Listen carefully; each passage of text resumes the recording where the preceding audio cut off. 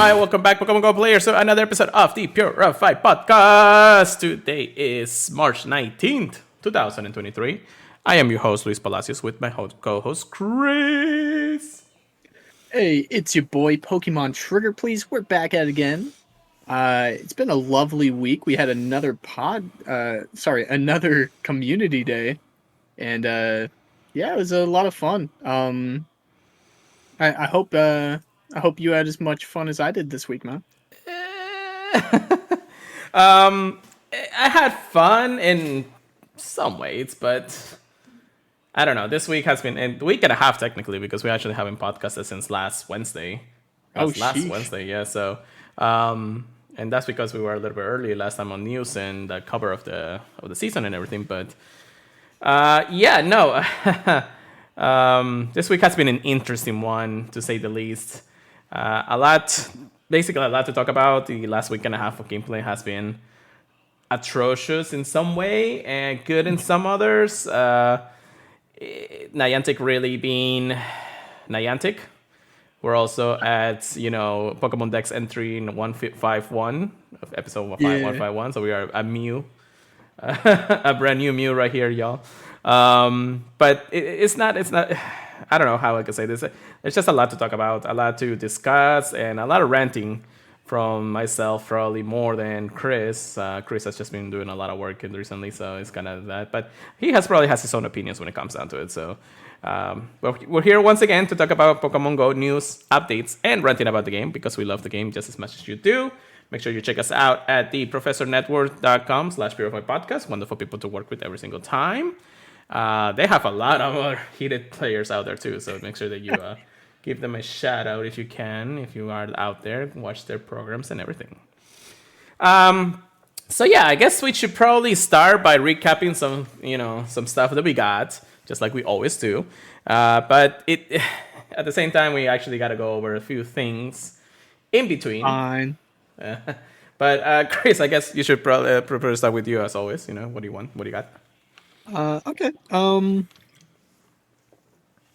I don't think I got anything except for the calm day. Funny enough. Which, as you guys know, it was Slowpoke. I'm pretty sure most of us were hunting the Galarian Slowpoke. It was the new shiny. And it's got a lot more of a difference than the Cantonian one. In total, let me look at this. Shiny and Snow. I got 13 shinies from both of them. 2, 4, 6 of them were the Galarian one. That was my chase. I was only able to play for like an hour and a half. Yeah, sounds about right. Which is good. I always know I'm gonna get out early on a Saturday, so I was definitely happy to play. And I did get one extra shiny after the calm day that was counted in there from those raids that come after. Yeah. It's really honestly great that they allow you to get the rewards even when you're not one of the people that did the raids. So you benefit from other people doing the raids there too, which is awesome. Did it suck that the entire day was windy weather? Dude, funny enough, where I was, I think it was at work, actually. I started playing as soon as I got off work, and there wasn't windy weather. Oh, that's lucky. Yeah, I think the best catch I got out of that was an Ultra League Galarian Slowbro. Oh, nice. Which is pretty cool. Yeah. But, I didn't get any Great League monsters, nothing too crazy. At least I don't think I got anything sub 100. Okay. But it was a lot of fun being able to evolve them without having to catch all the poison types and stuff. Yeah, which in the end of the day, it's not that hard to do, but it takes a little bit of time than usual. Depending on what, if you want to specifically play a meta or something differently, or try it out because. Also, thanks for the resub. Slowbro and Slow King, or at least both versions of each one, do have now a little bit of play in a lot of different things thanks to the community day. So I can't say for sure that it will be like the greatest thing in the world, but people are trying it out. I haven't seen much PvP out of it yet. I know people are looking into it. As for me, before I actually get to me when it comes out to that, did you get any handles? No hundos this week.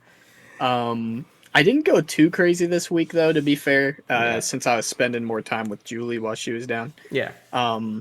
But a few 98s. I actually got two 98 Kanto slowpokes yesterday, Nice. thanks to all that windy weather we were getting. But Yeah.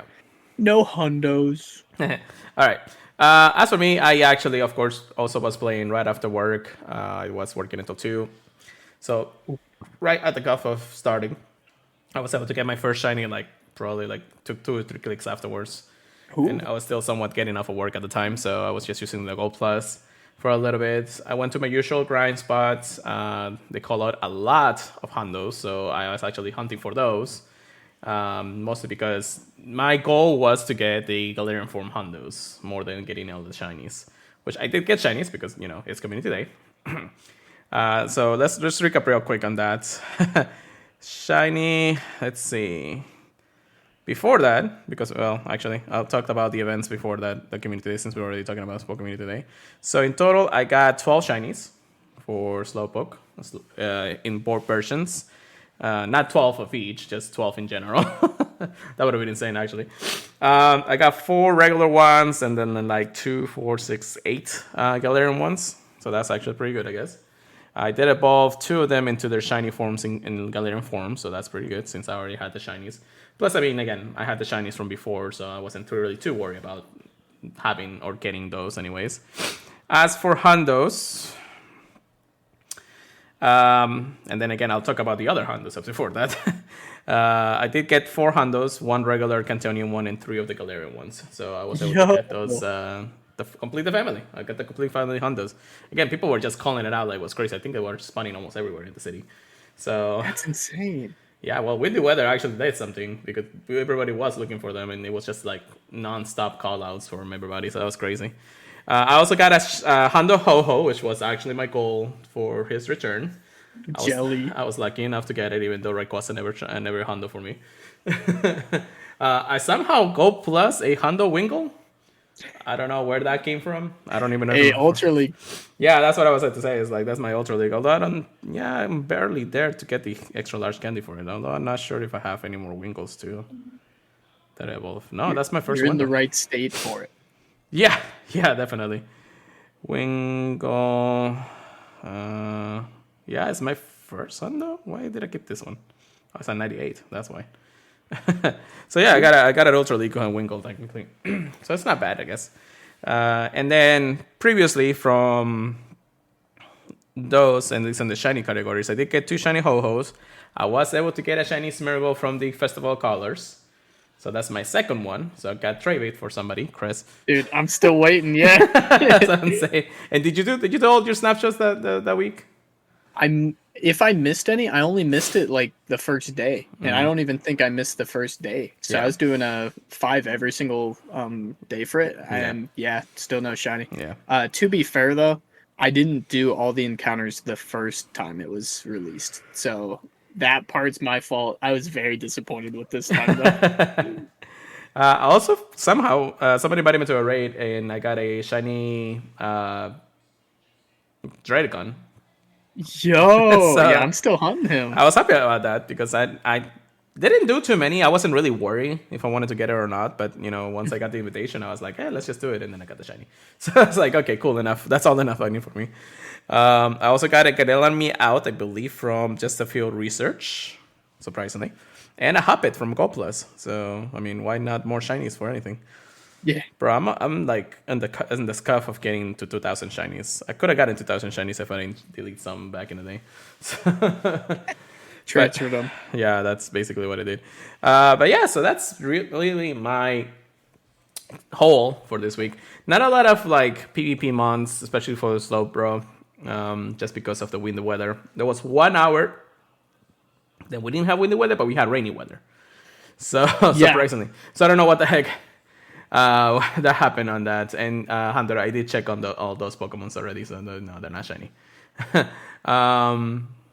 But yeah, I didn't get too many. I was able to get maybe one or few Galarian forms, since windy weather or rainy weather does not boost the Galarian form, so that's okay. But after the hour, unfortunately, it was during the hour that we were all just walking around trying to get the Hondos, so it wasn't really like prioritizing catching a lot of them at the time. So it was just like here and there, and I just roam around when I could. After that, I didn't really stick around for the last hour of Community Day, mostly because, again, I had the extra large candy. I have all of the things that I need. I don't need the experience from the battles. I did my not lucky trace, but I did my special trace for the day. And just pretty much grind the Gold Plus the entire time, although I think my Gold Plus kind of died halfway through that too. So, well, not die, but the battery just, like, I need to change the battery eventually. So, yeah. But yeah, that was my Community Day. I did meet up with a couple of people, one of those hunts, but still wasn't enough. And my goal this day is just to be able to go to a gold lore party meetup. So that you can get the gold lores through the coin bag, through the transfers and everything. I have one, and everybody from the different communities that I have organizes all that in a time that I can't make it. So out of the 2 times that they have done it, unfortunately, I have not been able to get there. And it's not like I'm just gonna drop it and people are gonna drop it at the same time. We really need to organize a time where a lot of people have the gold lures, and then just in an area where you can just walk and then just spin the stops within the 5-minute radius and every half an hour and everything.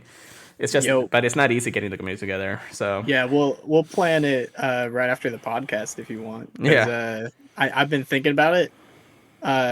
Since you can't carry 2 at the same time, it looks like we kind of just got to use them as soon as possible. Yeah. It's actually, I've been holding on the one that I have, and I mean haven't really like gone and do the transfers to Sword and Scarlet and Violet for that.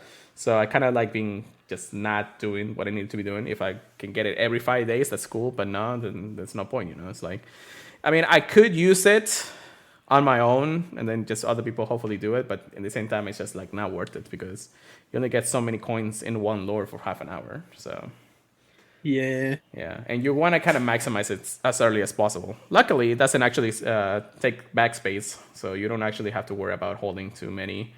I think the limit is 9,999, just like any other ability. So yeah, not too bad on that. Hopefully we'll get to organizing the gold parties, the gold lord parties.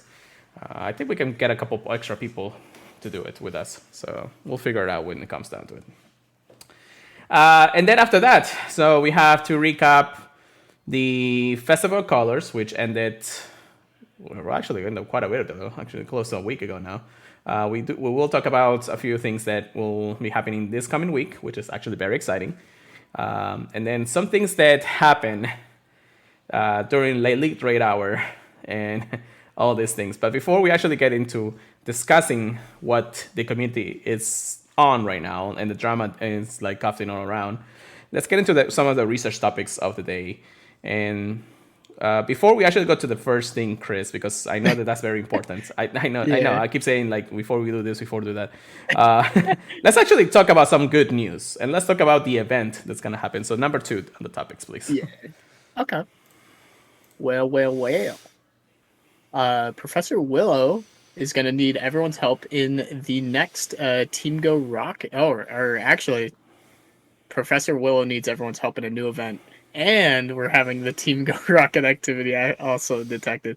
And yeah, I know everyone's going to be excited because it involves Meltan and Ditto. Yeah. Which is very, very, 2 very awesome shiny Pokemon to hunt for. Oh, yeah, definitely.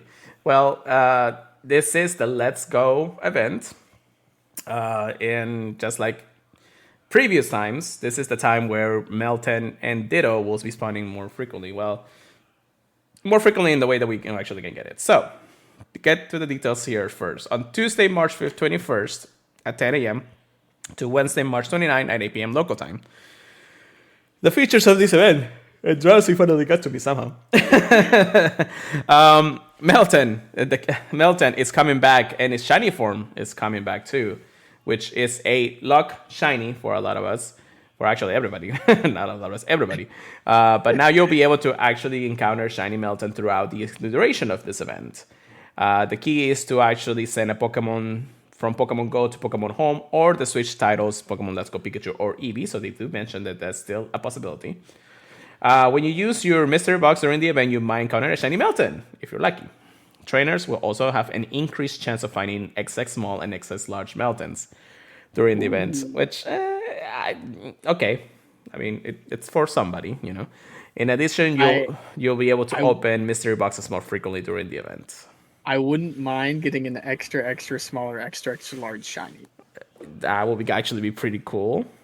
But the odds are not in your favor, brother. So I mean, the fact that it's an increased chance of the different sizes, but like how big of an increase is it? You know, like they say that all the time. It's not like they say in the increased chance of finding a shiny Melton. It's just that if you're lucky. Yeah, no. So regardless, I mean, you can probably see a lot of XX small and XX large when it comes down to Melton during the event. But again, it's still pretty exciting to be able to find a shiny. I mean, if you can get an extra X large or extra small Shando somehow, you know, that we actually, like, the odds will ever be in your favor on that, please. So, you get beat up by a tiny Meltan or a tiny Melmetal in Master League. Do remember also throughout the entire season of Rising Heroes, once you evolve Meltan into Melmetal, you'll still be able to learn his special move, double bash, double Iron Barge. So that's something to really consider. So it is something to do. It does also say that, of course, we will be able to open the mystery box more frequently during the event. I don't know how many days do we have right now. Is it every 3 days that we actually can open the mystery box? I thought it was, I think it was every 7. That was the previous one, but I'm not entirely sure. I may have to check on that. There's another thing that I have to check on, which is if Meltons will appear more while you're moving or stationary. I don't know if they changed that or fixed that in recent times. I haven't actually heard anybody about that recently, so that's true. It's a good thing to consider. Yeah, the Meltan box will probably be every 3 days. I think that's what it was for the last event like this. But I haven't actually opened mine in a while, and I do feel like you're able to open it even earlier than that. And that's something that I just need to confirm when it comes down to it, which I'm not entirely sure again. Yeah, all I can say is for people that want to maximize their Meltan boxes during this event to try and get the shiny, I would be very careful of when you open it close to the event starting. Yes, so just like Rich X actually, and Steph's in which, here. Yeah, today, the 19th, and it starts the 21st, so when you're listening to this, it's probably going to be close to time. True, and we're like 2 days, technically 2 days away from it. When it comes down to it, a little less than 40. I think a little over 48 hours or something like that. However, how the mystery box works before we continue on with the news is that when you open it, the timer on the box will be a 23 to 24 hour point period. So if you say you open it right at the start of the event at 10 a.m., which I don't recommend because sometimes we have problems anyways. Yeah. You will have to technically, if you really want to maximize the amount of Meltons you actually get, you want to open it at the same time every single day that you're able to open the box. So that's really the best way because you can get a little bit extra out of it if you think about it. Sometimes, like this event is 8 days, and it ends at 8 p.m. locally, no matter what. And it's a 1 hour box, right? So it's not a half an hour; it's an hour box, right? That I do not remember. I thought it was a half hour box. I thought it was 2. It says for a limited time. I'm not entirely sure. Maybe I'm crazy. I think so too, but it's been a long time. It's been a long time. That's the problem. We don't actually have the full details when it comes down to it. We definitely will have more details by the next podcast, if anything. But yeah, it's just one of those things that you actually have to maximize because if you're able to open it up more often than usual, sometimes you can get it up to 5 times per the week or something like that. And then and that's counting how many days you actually do it for. And then if you can actually do it before the event ends, you actually maximize an extra one somewhere. So it's just one of those things that you actually got to keep an eye on. We always try to maximize as many as possible. Just have a time set to open it and able to catch as many as you can. I also recommend, of course, having a steel type mega Pokemon ready to go if you have one ready for the event, so that way you're able to catch those too. And get the extra large candy, even though you get guaranteed extra large candy from catching it, since it's a mythical Pokemon regardless. So always maximize all your abilities to get, it's still a special trade regardless. One of those things that you actually gotta really keen on thinking. I'm still mad that I gave somebody a Shundo Melton one day. I gave Julie a Hundo Meltan just from a random lucky trade that we it wasn't guaranteed, and I'm still super jealous of it. I mean, I gave you a Shundo Riolu, so I'm jealous too. So regardless, but yeah, so it's one of those things in the end of the day. So keep an eye out for news and letters and how things are gonna go with the Melton box. And again, because of everything that's happening, do wait just a little bit to see, and hopefully that everything is turned on during this time, because oh boy, Niantic is in a pickle these days. However, we continue. I'll get my box ready though. Oh, my box is ready. It's just waiting for the day to open it. Then we have a Pansear, Pampor, and Pansage appearing globally. So in field research and in the wild around the world during the event. So this technically brand new shinies that happened during Go Fest of last year, happening only through 3 different months, and you're able to get it basically only a few at a time. Now will be appealing globally. So if you're waiting on some of the shinies out there, you might as well try to go for it. I'm still missing Pansage. I think I have Pampor and Pansear, so I'm lucky on those. Yeah, I think I still need. I think I actually need 2 of them, but I'm not sure. I have 2 Pansears. Yeah, I just have shiny. Pampor, man. And that's because you didn't actually go to Go Fest last year either, so. Yeah, that's true. I mean, you only had 1 chance to get the shiny, I think, because I only gave you 1 through the research. Yeah. Globally. So hopefully I can get one of the other ones. I really want the grass one because I think that's the hardest one to get in the US. But yeah, we'll see. We'll see. The grass one shiny is the one that I'm looking for. I was able to get the Simisage or the grass one during Go Fest as a Hondo, so that's actually pretty good. I think I'm waiting for the Hondo Pansear, so the fire one. Pampor I already have Hondo, so I mean, technically I need a little bit more of here each one when it comes down to it. But it's still pretty exciting for the thing that it's gonna be appearing in a while. Now, it's not the only thing that it's gonna be appearing in a while, but a Ditto change up is also gonna happen, since we mentioned that Ditto is also part of the event. It's gonna, of course, appear with more Pokemons transforming, and the Pokemons have changed a little bit. Now, Ditto can transform from a Diglett, Grimer, Snubbull, Corphish, Starly, Roggenrola, Temple, and Litleo. So all shiny available Pokemons, all shiny available shiny Pokemon, or shiny Dittos too. Yeah, it says which ones are actually Ditto. I'm hoping that means that all of them won't turn into Ditto. No, all of them can turn into Ditto. This will be technically the new change up when it comes to it. So the Diglett that I have in the house right now. Okay, so you think all of them will be changing into Ditto then? It could be changing into Ditto. Or possible, sorry for the wording. But possible changing into Ditto. Now, do remember, if Ditto, if it transforms into Ditto, that means that the Pokemon that you're trying to catch, first of all, it cannot be a shiny regular Pokemon. So it cannot be a shiny Diglett or a shiny Grimer, because if it's shiny, then it's not a Ditto. If it's non shiny forms of those Pokemons, then it could possibly be a Ditto, and it could possibly also be a shiny Ditto. So I think we actually demonstrated that a couple podcasts, well, not a couple, but almost like a year ago, when I actually got a shiny Ditto on the podcast. And that's basically how it works. That's pretty good when it comes down to it. So make sure that you can get a shiny one or a shiny Ditto when it comes down to it. Event bonuses. So reduce waiting time for opening the mystery box. I feel like I feel like it could be 5 days right now, and it's gonna be to 3. So I think you're right when it comes down to it. I thought it was gonna be lower than that, but I'm not entirely sure. Increased chance of finding XX small and XX large Melton.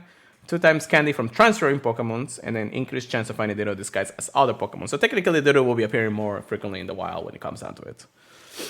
It's going to be crazy to check the Go Plus. Oh, God, yeah, I've my Go seen like Plus. 5 Ditto in there. Pretty much. There's also wild spawns for this, or wild encounters for this event. The same ones that we mentioned for Ditto, plus the Pansage or the Pan monkeys, basically. And if you're lucky, you might encounter things like Trubbish, Galarian Stuffings, and Gummy, which the only Pokemon that cannot be shiny out of this entire pool, it's Gummy. So, yeah, I think I still need a shiny trash bag. Me too. Stunfisk, actually. Nah, Stunfix, I'm good. I just need the trash bag when it comes down to it. Okay.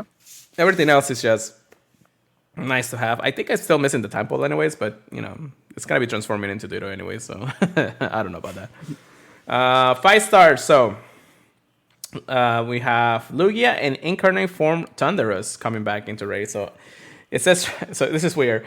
Incarnate Form Thundurus will be appearing in raids starting on March 21st at 10 a.m. to Tuesday, March 28th at 8 p.m. local time.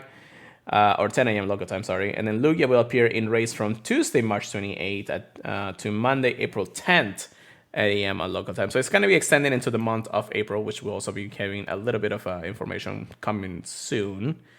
But Lugia will only be starting on the 28th, which basically is a day after the event ends or something like that. Or right before the event ends at the end of the day. And then we also have Mega Pokemons appearing, which kind of interesting that this event actually only mentions the 5 stars and the Megas. There's no 3 stars or 2 or 1 stars around. The shakeups? Interesting. Mega Venusaur will appear in raids on Tuesday, March 21st, and then until the March 28th, and Mega Lakazam from the 28th to April 10th.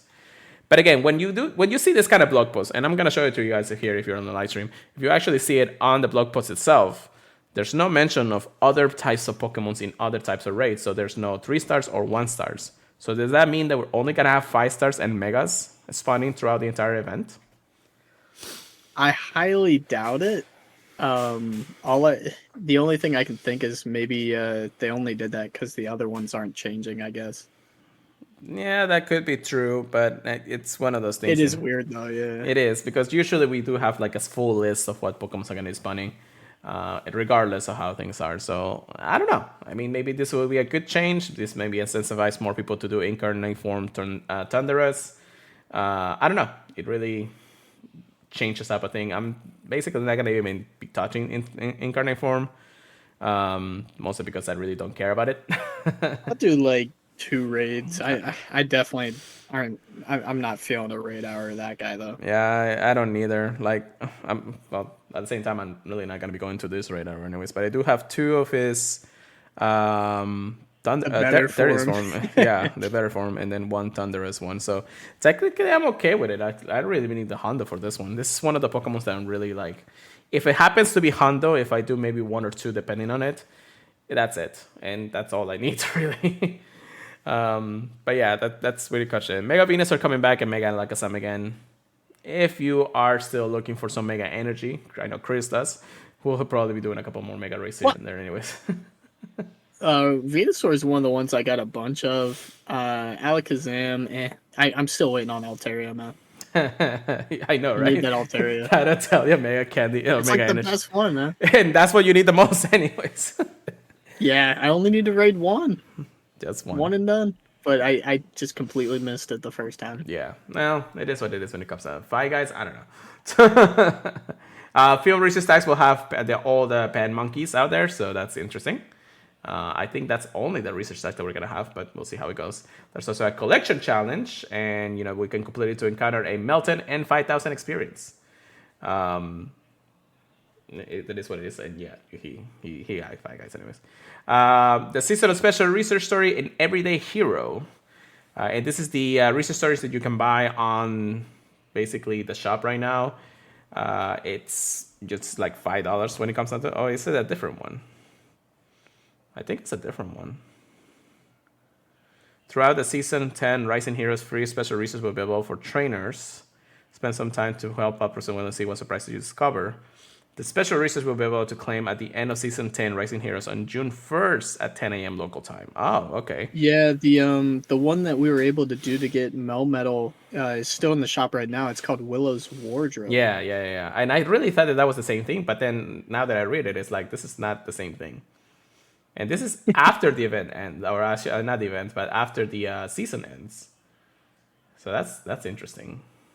And it's free. Well, the season is 3 months worth of season. So March, April, May. Yeah, it's at the end of the season. It even says right here, it's claimed until the end of the season 10 Rising Heroes on June 1st at 10 a.m. local time. That's interesting. We'll see when it comes down to it. I'm not sure.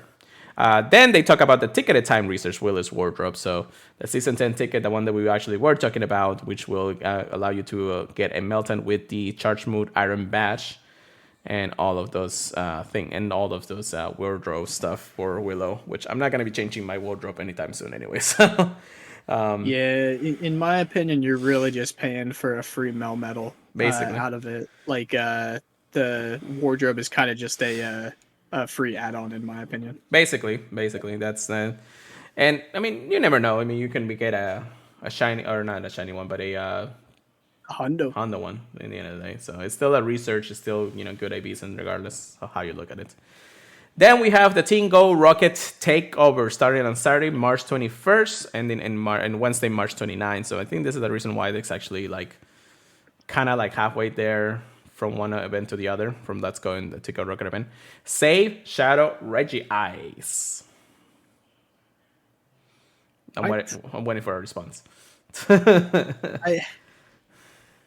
I don't know how I feel about it, but we knew it was coming. I mean, we had Registeel. I'm pretty sure Regice was a thing. Regirock will be probably the next one next season. Just because of how things are, unless they actually give us the ability to get Regirock this season, since this is a really early takeover from the last time we actually had one. So it's actually rushing it, man. Getting the cold shoulder, just like I'm to say, I know, right? I still will catch one just in case. You never know. I do have 2 hundos of Regice. I really does not need it. You'll get a third shadow. I know, right? Thank you, Pokemon, for being here.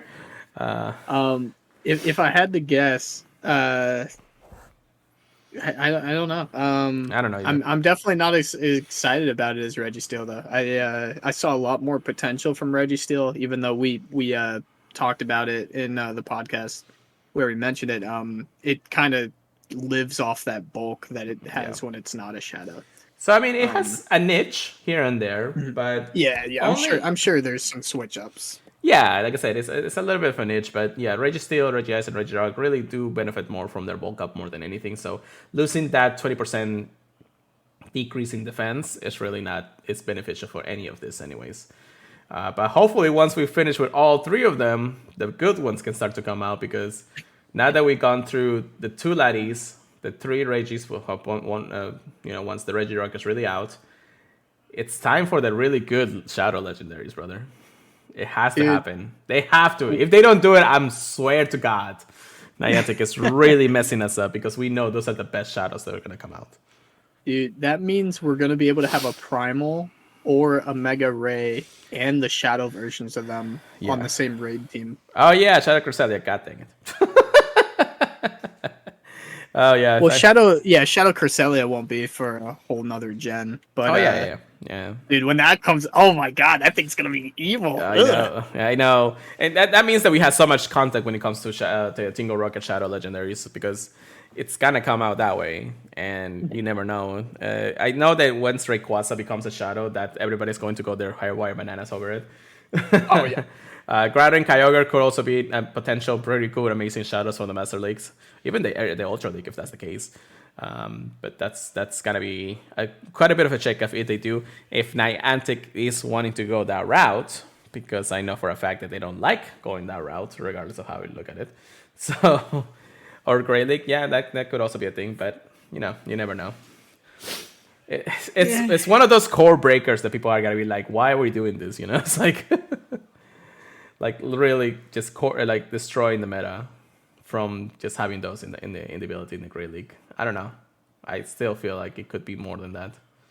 Yeah, if the only way you can get the three of the three like big Hoenn legendaries is only as a shadow Pokemon, that'd be really funny, honestly. That would be interesting. But hey, we'll see when it comes out. It's still just speculation. We're not sure if it's possible. I mean, Yeah. if that happens, and I do believe we will eventually, probably in the next year or so when it comes out to it, um, it's kind of like, okay, Mega Rayquaza is here to save his own Shadow Rayquaza, or the Primals, because it's just, Tingo Rocket finally found a way to primal them during their shadow forms. Can you imagine if that actually happens? Like Giovanni actually figures out to primal them during their shadow forms. That would be insane. Primal, I could understand, but he shouldn't be able to do any megas, just because that one should require friendship. Counterpoint, and this is a somewhat of a data mine powerhouse here, because the Poke miners did find something. And before I do say anything, take this for a grain of salt, everybody. And again, it's distributing this type of news. It's just distributing what we actually found on the internet because it's already out there. We don't do it these types of Poke minings or anything, or any down the developers or anything. But they found the small little code of something as a shadow raid. Oh yeah. Oh, you know what people were talking about under that post too? Yeah, yeah. They were like, "Are we finally gonna see that thing that was mentioned a long time ago about purified Pokemon doing more damage to Shadow Pokemon?" Probably. You Like it's know. been years since they mentioned that. Yeah, I know, right? But and that's also the same thing that Hunter is saying is shadow rage rates incoming. But having the ability to have a shadow raid, which it technically shouldn't be that hard, but they gotta hit hard. So that's the difference is when it comes down to it. Yeah, So yeah. Solar Beam from Groudon already kills like every Pokemon so if we're that going is by hit against it. right, if we're going just by story alone, if we want to go by lore of how Tingle Rocket is doing things and how Rising Heroes could really be the potential of something even greater than what Tingle Rocket is really emphasizing, because this whole season is about battling Tingle Rocket. It's all about just getting those things, which again, there's a lot of other complications when it comes down to it, but still we get to see more Tingle Rockets grunts. We get to see more leaders. We get to see more. We get more Stardust from defeating them. All those things are happening during the season. So what if Shadow Raids could also be a part of how they're going to emphasize the story of this season? So plus having Kyogre or Groudon or Rayquaza or any of the other Shadow legendaries out there. I don't know. I honestly think they may be thinking like, well, shoot, we could make more money if we put the three that everyone wants into raids. I mean, they gave us like what, 2 or 3 chances at Mewtwo. Yeah, three or four, I Uh, think, something like that. yeah, because I know we got one from one of uh the big uh oh my gosh, Go why am fast. I blanking on its name? Yeah, go fast. Yeah, so I got three Uh Shadow Mewtwo's in technicality. yeah. Technically, you could get more if you actually save your Super Rocket Raiders, but still. Oh yeah, true. So But yeah, I would not be surprised if they were thinking, well, shoot, we could make people raid them and get more chances at getting that hundo. yeah, again, I can give it a little more thought after what we talked about in the next part of the news here, because Okay. Niantic is under fire in so many ways that I feel like that speculation, as much as cool as it could be, and how it could actually change a lot of different things and how people actually do their rating and all that. Yeah, we'll see when it comes out to it. We'll see. I New Shadow Pokemons are being, of course, transformed into, or new Pokemons are getting transformed into Shadow Pokemons. Plus, Sierra Cliff and Arlo will be having a switch up this time around, which we'll find out by the time the event starts, or the Tingle Rocket really starts on Saturday. So if you really are looking for that shiny Beltum, you only got a week left, a little bit less than a week left for that to happen. In addition, the next Pokemons that the grunts have turned into shadows Shadow Alolan Grimer, Shadow Fanfi, Shadow Trico, Shiny Torchic, and Shiny Drifloon. So finally, the other 2 starter Shadow Pokemon are coming out. What Mudkip has been a Shadow Pokemon for the longest time. They knew what people wanted. Yeah, definitely, definitely. But here's the interesting text in the small little blog post. Also, Pokemons that trainers rescued from Team Go Rocket grunts may be Shadow Pokemons if you're lucky.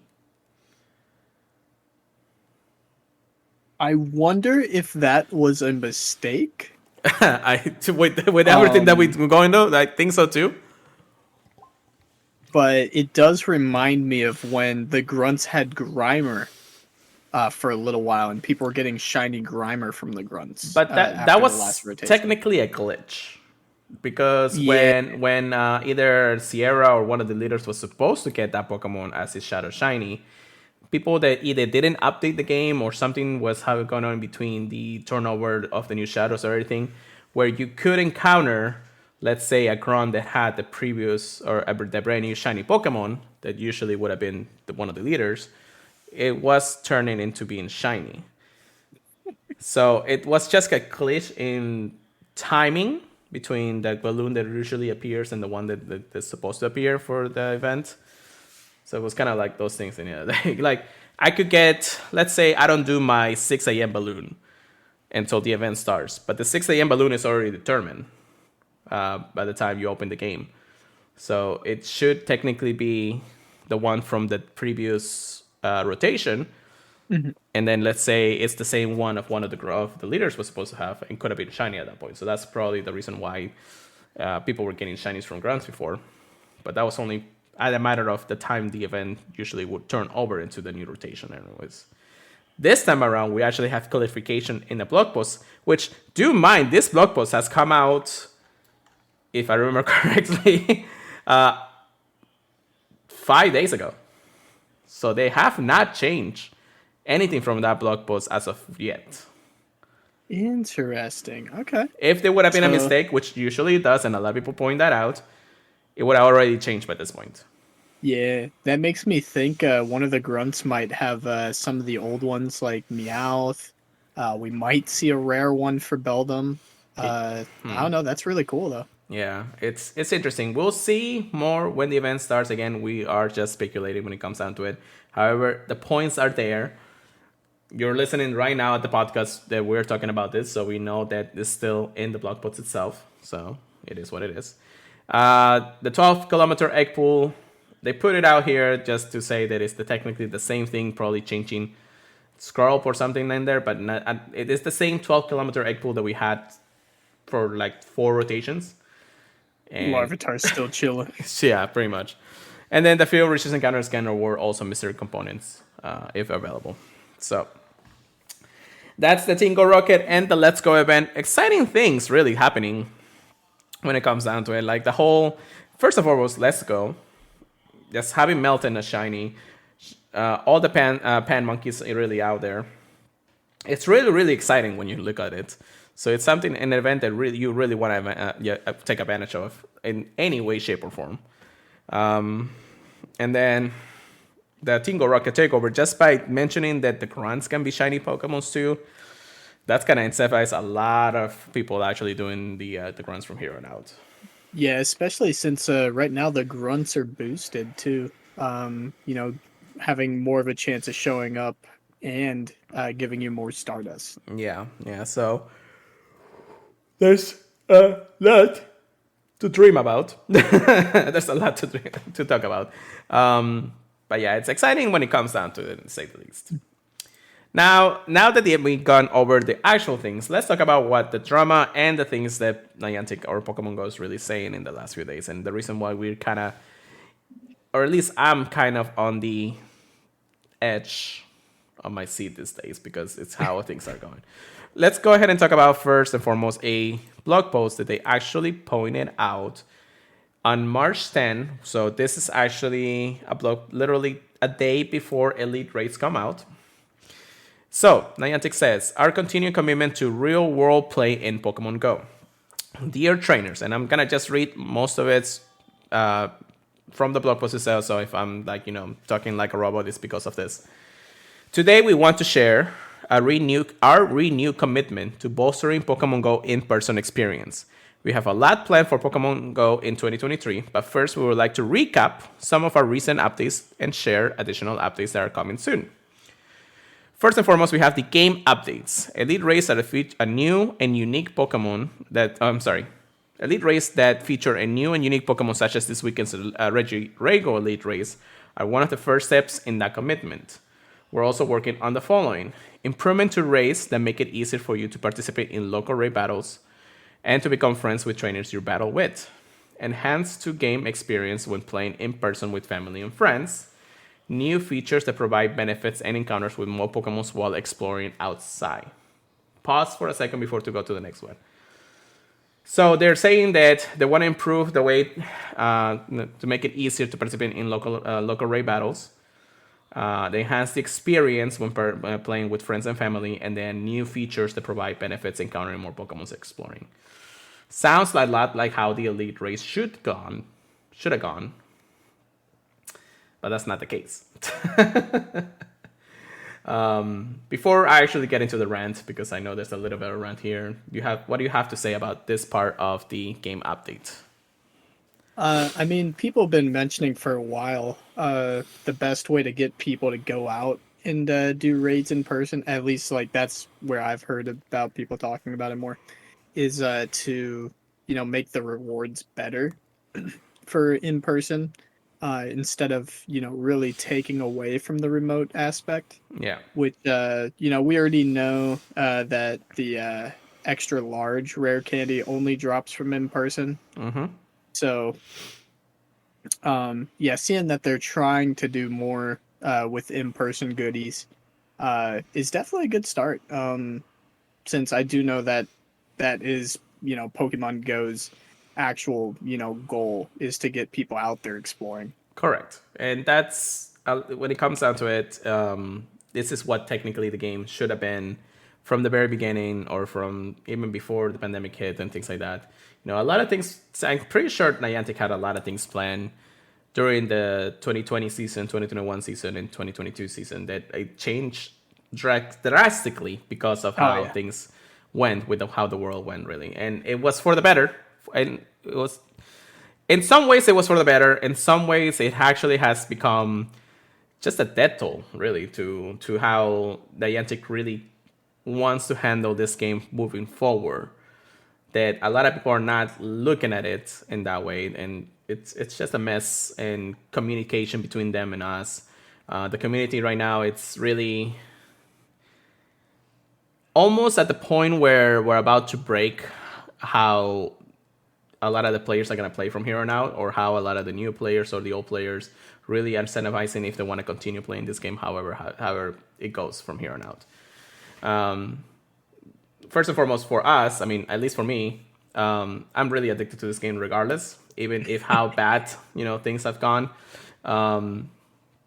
And I will support at least some of this. And I am the minority when it comes down to it. I am glad that they're actually trying to recommit into in-person events, because, as I mentioned before, the real reason I really play Pokemon Go is because I meet such amazing people out there. It's all about Pokemons and all that, and shinies and whatever the case may be, but really, I wouldn't have made the friends that I made without the community. And it's really supposed to be most about that than just trying to get the coolest shiny or the coolest Pokemon out there regardless. So, now, at the same time, I'm not dissing what has transpired in the last 3 years. I'm not saying that the changes that we had was for the better. They have been for the better, and it was for a time in need. When it comes down to it, it was very needed at that time. But the world has opened up in a way that really it doesn't feel like we need these types of changes anymore. Like, at least, when it comes to remote ratings and things like that, a lot of people are saying remote rates make Niantic money. Well, how come they were able to make money before that happened? Like, they have in the recent years, or, well, not recent years, but in the first 4 years of the game, or 5 years in the game, however it would be, Pokemon Go was making a huge amount of money, regardless of how many remote race people were doing or anything like that before then. But they were actually like on the top chart of how many people were actually playing this game, how much money they were making, and things like that. But now people are saying that the only way people are gonna play if its remote rates stay the same, however you look at it. If that would have been the case, if on the season updates for Rising Heroes or any of the other seasonal updates, they would have taken away the whole, okay, trainers do more damage when doing raids remotely. And that piece of information right there tells me that they have not thought about putting that permanently in the game yet.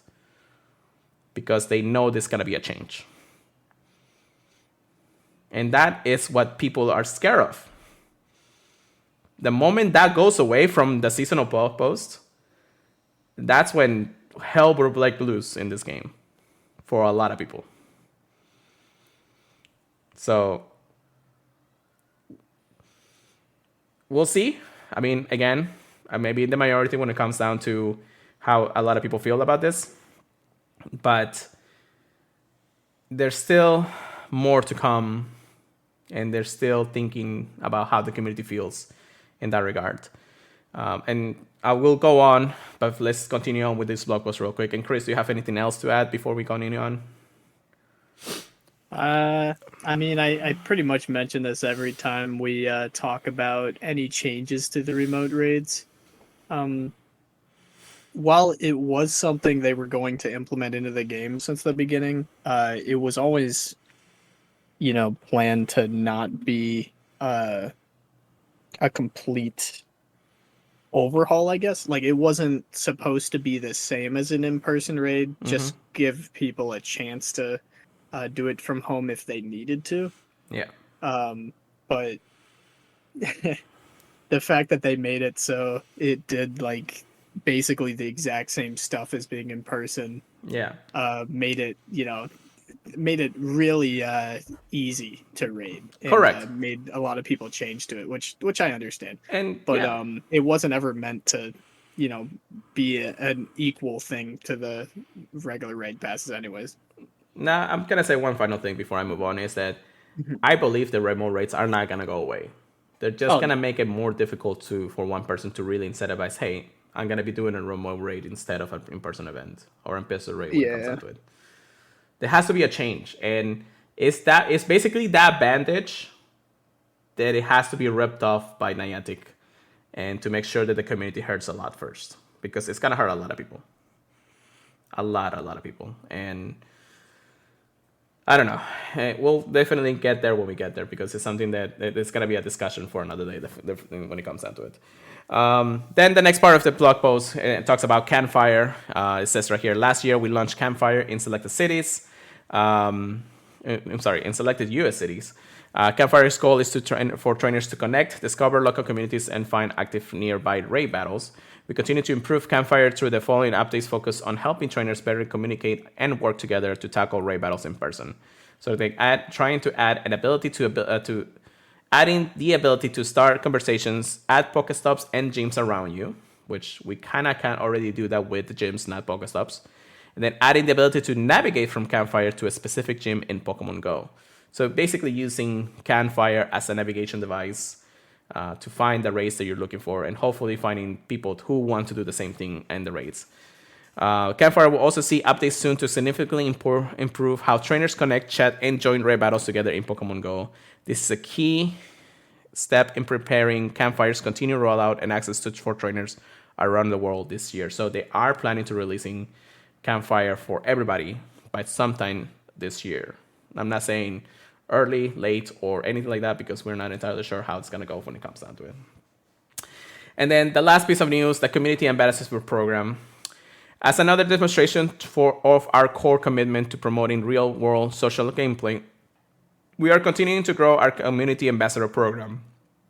This program, available in selected areas, nurtures in-person Pokemon Go communities while also fostering new communities for trainers to find. We added 200 community ambassadors from around the world since the launch last August, providing them with tools to connect to their local player base and unique incentives to encourage local gameplay. So, I mean, I really do like that this is something that's still going on, that still is strong. It's not talked about too much, But we know that the ambassador program is out there to be able to really group up the community once again. Incentivize the player, go outside and play. I've seen a lot of them. That at least the ones that I have been able to see, like have a community flag. Some like giveaway stuff or things like that they like to do. They play together, work together, raid together, things like that. In the end of the day, so it's really good that the ambassador program is. I just know that to be able to get to that point for your community, there's a lot of steps that I believe they may be working in lowering when it comes to the requirements. But at the same time, you have to have an active community out there to be able to really program yourself into this community ambassador program. So that's true. So it's, in the end of the day, something that they want to commit to it. And it's basically just in the bigger cities. But if you are well enough a community leader, if you want to actually learn a little bit more, the Silk Road and Pokemon Go do have a ways to, start you up for the community and then level up to the point where that the community ambassador program can be beneficial for your community. So something that I do really like for that reason, but I just don't have the time for it. So as much as I want to be a community leader for something like this, it's something that I really do have to dedicate some good time and chunk for it. And right now I just don't have it.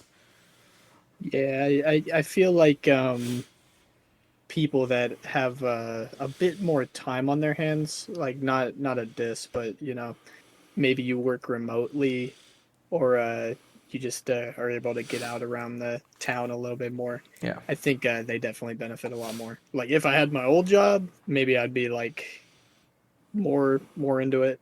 But yeah, I don't think if you're working a 9 to 5. That you're able to work those kinds of hours to especially commutes and all that stuff, be able to only do certain events here and there. It's like I'm barely scratching the surface of being able to do a couple of events here and there every now and then. Like community days, I'm lucky the community days are still in the afternoon, because now that I'm pretty sure once summer starts coming around, it's gonna be more early time and everything like that. So it's going to be interesting how they change that. Raid hours and all that stuff, I only go whenever I know it's a good Pokemon regardless. But still, my community, or at least our community, Chris, has not actually seen a pickup in a lot of players out there, because we have seen only the same amount of players since probably half a year to a year ago anyways. So yeah, that's true. I mean, pretty much the only new players I've seen are really young players. Yeah. With start them young. Yeah, I know, right? Yeah. But yeah. Oh man, I forget what I was about to say. But yeah, if you guys want to do the ambassador program, don't feel like I'm knocking it. Oh, I remember. I'm knocking it anyway. I will say the fact that the events are on weekends definitely benefits the majority of the player base. Yeah, definitely. So, so yeah, that's one thing when it comes down to it. So that's what the commitment that Niantic has actually put out. Again, the reason why I mentioned that this is actually a day before Elite Race come out, because right after this blog post comes out and we had Elite Race on Saturdays, everything went to hell. They're like, we want in-person raids. The in-person raids happen. You cannot fight this raid. So a little bit of context, and I'm going to try to go a little bit fast when it comes down to it, because I know we've been talking a lot about this in the last hour, really. It's how it is. So the Elite Race starts in New Zealand, all those places. It's a mess. People cannot get into the raid. People are trying to catch the Regidrago. The catch stream is not working. Regidrago is not catchable. If you can catch it, it's really, really hard to really hit the ball or something like that. It was just a lot of different things. First and foremost, the thing that for me pissed me off the most is that they didn't have Regidrago ready to catch yet when it started in the early time zones. That I do not understand. Right, and how are you going to promoteize a brand new Pokemon that people want to raid and want to get because it's a brand new Pokemon that you can only do locally? You cannot remote or anything like that, and then all of a sudden it doesn't work for you. Like, it's just one of those, like, why, So once again, it happened. New Zealand getting screwed over or anything. People are just mad how it is, and it starts going over into the later time zones, our time zones.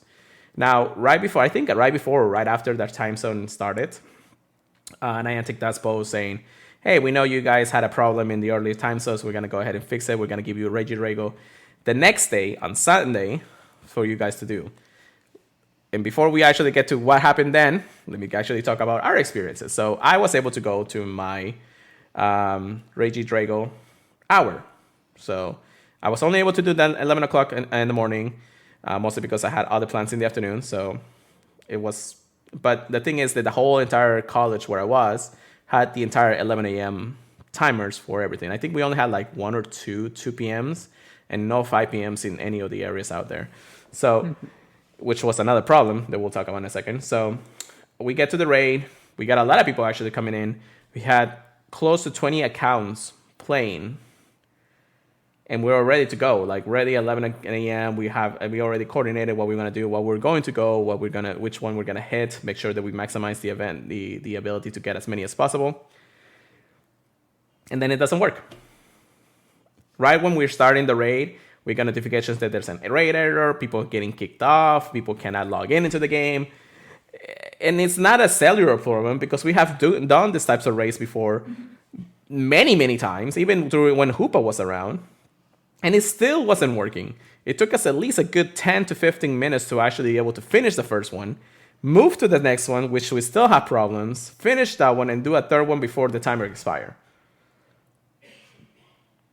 And how is this possible? Like, we understand that, New Zealand or the early time zones were getting shafted. And even though it's a Saturday, why couldn't they just go ahead and fix it for everybody else? Why did it actually happen this? And it wasn't just us, which were the earliest time zones in the United States. Everybody else in Central and the other time zones, the later time zones, were also having the same problem. So no matter how much you look at it, it was a worldwide problem.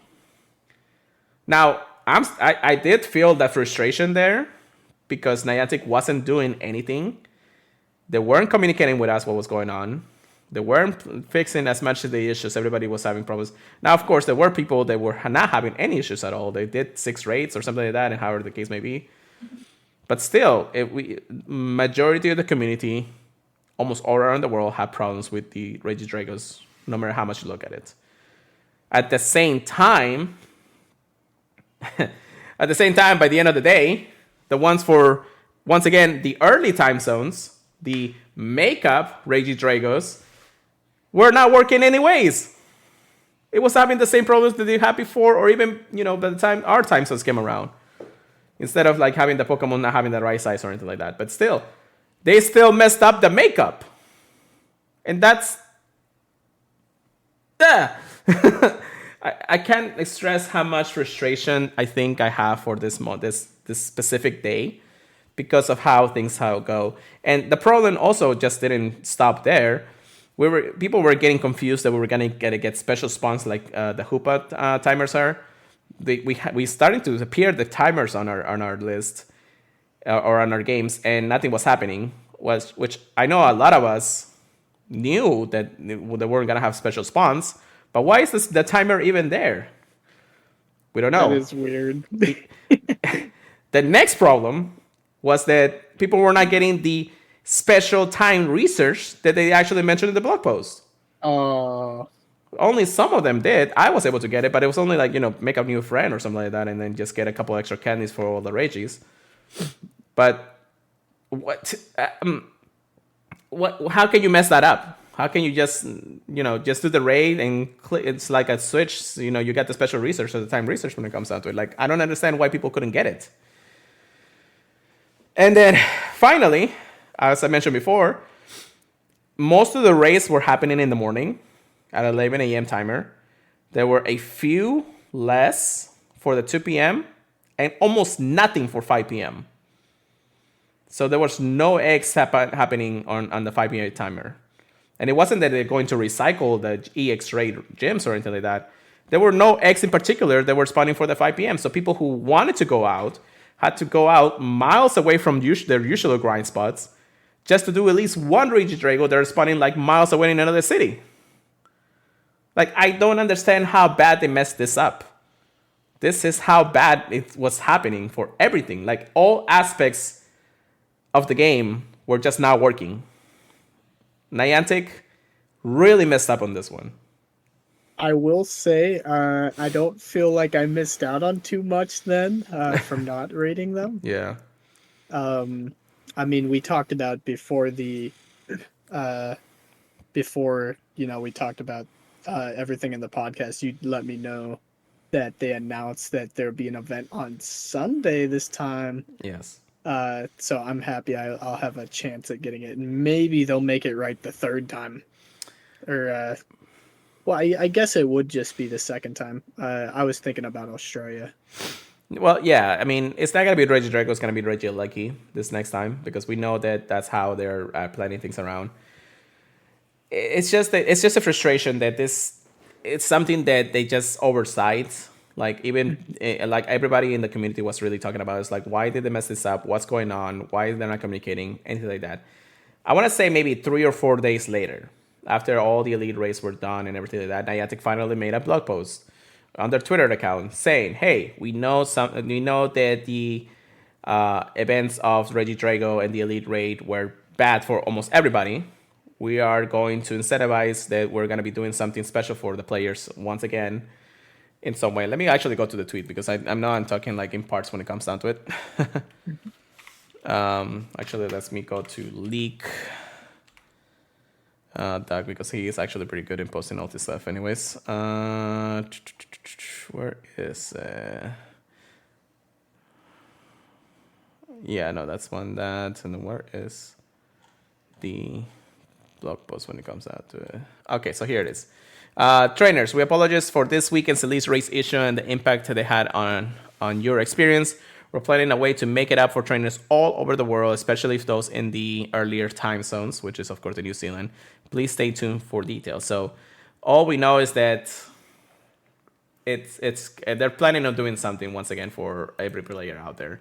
And then maybe more when it comes down to the earlier time zones when it comes down to it. So at least they mentioned it. The communication was there. However, for those specific days between the elite raid and the actual mention of this blog post, which was on March 16th, so 6 days, actually 5 days after the event technically ended and all that, there was no communication from them. There was nothing saying, "Hey, we know we messed up." We thought, at least in our minds, that everything went, great for Niantic because, nothing was no problems. There was nothing going on, something like that.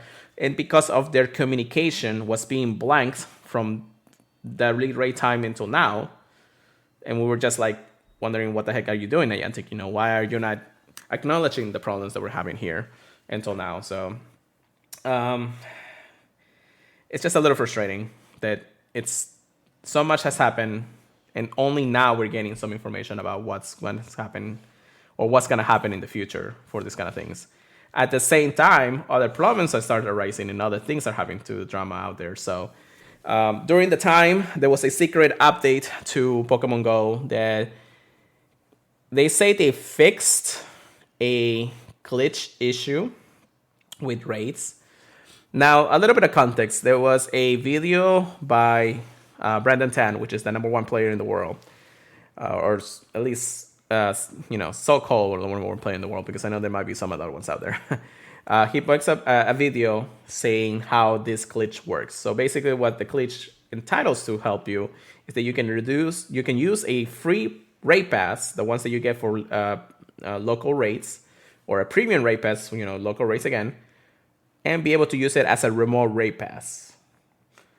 And people were using this type of glitch to be able to, not have to buy as many remotes, but at least able to do more remotes using the ones that they have in the inventory. I don't know how really it works. I never really researched about it.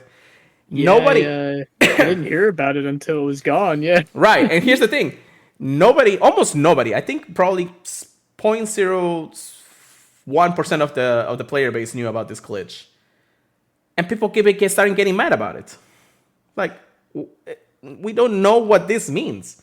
Now, somebody out there, Mythical Kitch, actually posted in one of the Discords saying, instead of a player able to do a raid in 10 seconds after actually doing this glitch, now they're taking it 30 seconds to do the raid instead of that. And then people are starting to show screenshots of max raid battles or something like that. I'm like, I'm not really understanding how this glitch really works. But people were mad about it, saying, "Oh, Niantic doesn't care about us," and things like that. It's like nobody knows about this. How are you getting mad about this? Only like a certain amount of players did, and probably people who really didn't care about doing it, anyways. But that's somewhat of a cheating kind of thing if you think about it. But now Niantic fixed it. Yeah, I mean, it's not something that really was intended to begin with. Right. I mean, you could, and I've heard this argued, like people use this as an excuse, like, well, fast catch wasn't intended either, but you And know that it doesn't really and Niantic knows make a about big fast catching, deal. and they Yeah, haven't done anything about it. Maybe they're still in hope of fixing it. I don't know. But almost everybody who has not actually really played as hard as we have know about this kind of exploit when it comes down to it.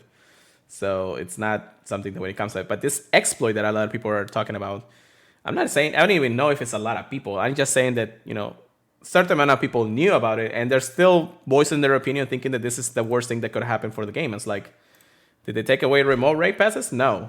Did they take away, the ability to do remotes? Like, what are we talking about here? Like, I don't understand, so I'm starting to believe that a lot of people were like, bah, when it comes down to it in the end of the day.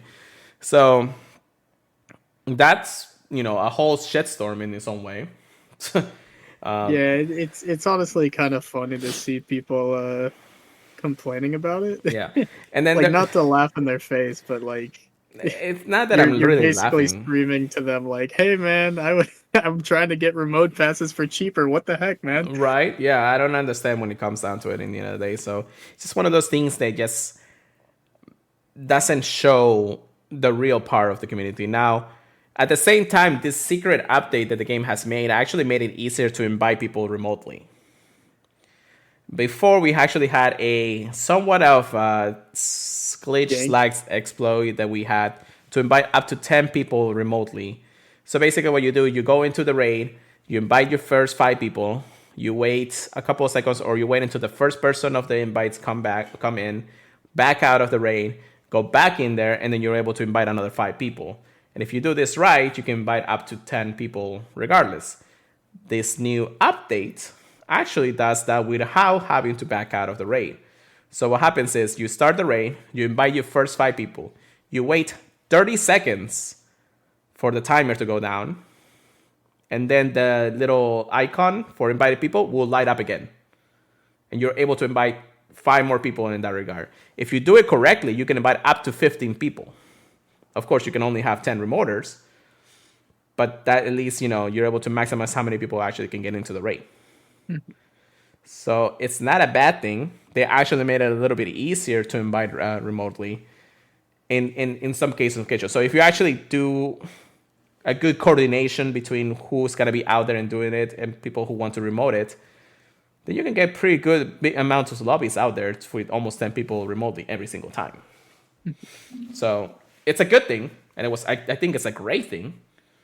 But people were still, worried about, this glitch was there. And they were even batching Braden Tan saying that they were the ones who, they voiced it to Niantic, now Niantic fixed it kind of thing. It's like, I don't understand.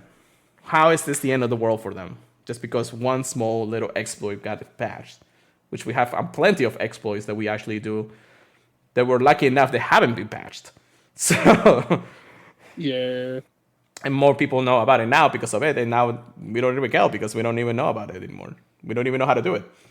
So, I don't know. So, I've been talking for a lot, but we're not done. What else? People were saying that the Tingle rockets grunts are not appearing more frequently in the map than in the blog post should be. There are, it's just that you actually have to be more of a proximity of the raid. Now, this, I believe, it's something that they do have to fix. So it's something that is happening. Notice that. Yeah, so I in my perspective, all I seen is that the grunt that the gym or the stop it's at, it's just a pure dark instead of like a moving circle. I think they took away the animation of it, and they haven't fixed that because the animation is really what tells you if the Tingle Rocket is out there or not. I really don't mind, but it's kind of nice to know if you are getting close to a rocket here and there. So that's something that Niantic should actually look into it regardless of it, because it's one of those glitches in the end of the day. And then after that, it's just people are just saying like the game is going downhill from here on in. It's like, I don't get it. It's like even our own friend Ken from the Lura podcast, he's getting a lot of heat because they're thinking that we're only kissing up to Niantic when it comes down to it. It's not about that. We want to voice our opinions. We want to know about it. It's just that we definitely are in a different type of category of how a lot of people really feel. And most of the people are the ones that are comfortable with the COVID bonuses still being intact into the game. If not, if anything, people who think that everything that they're changing to going back to where it was, which will never go back to those times before COVID started. It's just one of those things in the end of the day. So, I don't know. It's frustrating that the community is in a really tight spot.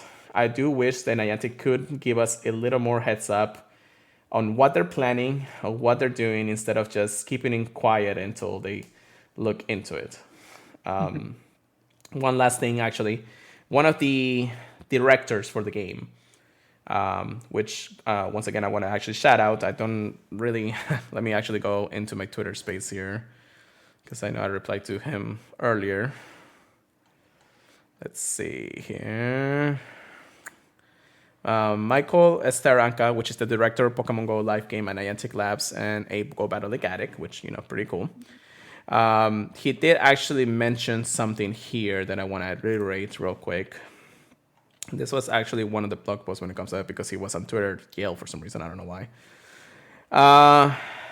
Especially when it comes down to I wish players knew how deeply so many people who work on this game truly care. It's just not me. So one of the biggest challenges to come here it is. Like, let me go to his Twitter when it comes down to it. Let me see, because there's a lot of backtalk when it comes down to it. Let's see. It says, I have mad respect for all the community managers. They need to be on the front line and take heat from the players like this while still fighting for those same players on a daily basis. It's a thankless job and one they don't envy at all. The way that he's saying things is that a lot of the people who say that Niantic's community managers or managers of the game or anything like that don't care about the game or don't play the game, which is not true. I mean, you can't really, say that the game is not, they're not playing the game because they are working on the game regardless. It's not that they don't listen to the community feedback. They are listening to it. They definitely have some, restrictions when it comes down to talking to the community. But at the same time, it doesn't mean that they're going to be like heartless and saying, hey, we don't care about this or what's going on or things here like that. I feel for them. I feel for the managers. I feel for the developers. Because most of the time when the game breaks in some way, shape, or form, they're the ones that have to fix it. And remember that most of the developers from Pokemon Go probably are sleeping at the time there's all of this happening anyways. So even if the game has a consistent, workplace environment for them to work almost 24/7 when it comes down to it, it's just, I feel that they are taking on too much, or maybe they don't have enough people, or maybe they're not putting the resources in the right places. I don't know. When it comes down to it, I kind of wish that Niantic can actually see that the community is frustrated. We want some answers and we want communication from them, which we haven't actually heard from them, not before all the elite rate nonsense that's happening, but it's also what am I saying? Their developer deities. Like, they haven't done any of those in a while. They haven't really committed into what they talked about before, or when the time, Koei was starting to lose his splendor or whatever, I guess. However the case may be, Niantic is on the back foot on communication right now, and we really, really need somebody or something out there to keep us at bay before we are actually losing more players than we should be for that reason. I think that's about it. think I talked about everything that's going on in Pokemon Go right now, and jeez, it's just a lot. It really is a lot, and one of my friends actually said it's like, oh, I'm trying to have no drama happening here. It's like all I did is like I've been listening to drama all day because this is just ridiculous when it comes down to it, both from community and Niantic when it comes down to it. So I don't know. Any thoughts on anything, Chris? You want to say? Not too much. I mean, I always mention this. Our good friend, very good friend, the champion, Speediest Chief 2, has said before that we're very passionate about Pokemon Go because we like it. We want to see it succeed. We want to be able to keep playing and enjoy it. So I fully agree. We'd like it to run exactly the way that, is perfect for us and everybody. So everyone can enjoy it, as much as we do.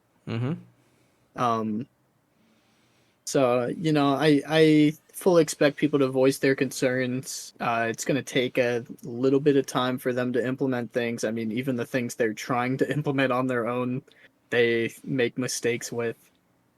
So, all you can do is kind of hope and keep voicing your concerns. Hopefully not in a menacing or, rude way. And hopefully if enough people voice their concerns and, just keep reiterating that they'll change, what needs to get changed and, make it better in the future.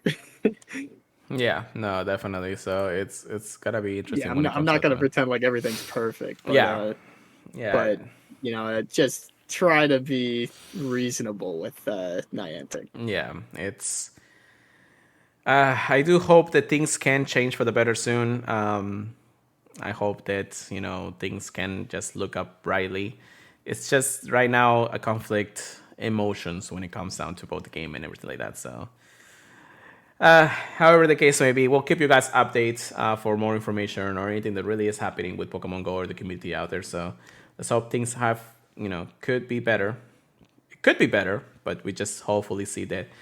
Hopefully their commitment or recommitment to the game will change for the better and fix a lot of the issues that shouldn't really be there, if anything, when it comes down to it. So, case in point, we're mostly disappointed, but we're at least uphill because it's still Pokemon Go. We still love this game.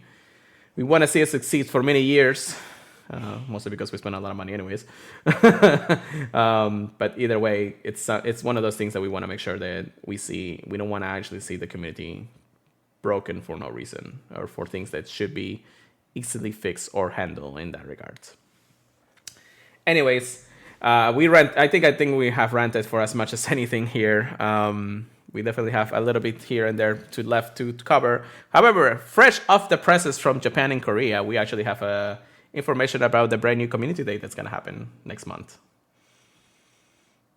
Yes, I saw during the podcast that Pokemon Go did announce the next community day. I don't think we'll talk too much about it this podcast because we got plenty of time to talk about it. Yeah. But I did want to let you guys know that it has been announced as Togetic.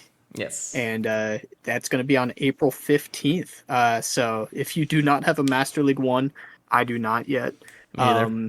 This is your time. I think it's definitely an exciting one. Kind of pun intended, I guess, unintentionally. Yeah.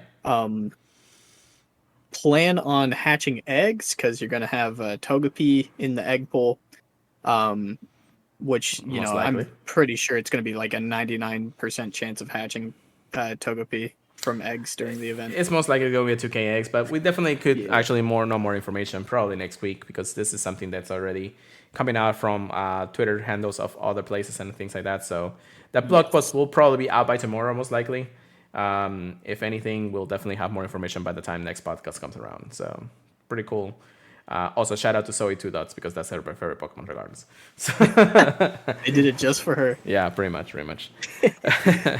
All right, so quick and easy PvP, get good, get wrecked. Here we go, Chris. GBL right now is in the Yeah, I don't Ultra know. League, Ultra League and Psychic Cup, which again now with the brand new additions to the Psychic Cup, Ooh. that could be really cool. Next week, starting on the 22, we'll have Ultra League and Mountain Cup, which we'll talk about when we get there, I guess. And I don't know. I'm kind of wanting to do a little more GBL here and there. Maybe not, do every single set or something like that, but maybe start doing a couple of sets, once every other day or something like that. Yeah, I heard a lot of people complaining last season about not encountering like any legendaries after rank 20. But when I got to rank 20 before, I remember, getting a few at least. So I wanted to try doing it again just to get some free legendaries. Yeah, that would be nice in the end of the day. And then factions update. What do you got, Chris? Yeah, the team did really well. They had me on the sidelines the first week. They're trying to do more rotations this season, so everyone's more included. If you guys do not know, we are in the silver tier this season for Switch Masters. Nice. We fought Ohio Nation. I forgot about their name because I did not I did not battle this week. But we actually did a really big win, actually putting us in first place in silver tier so far. And we won 17-4. So we want to stay first place, obviously. We want to keep that momentum going.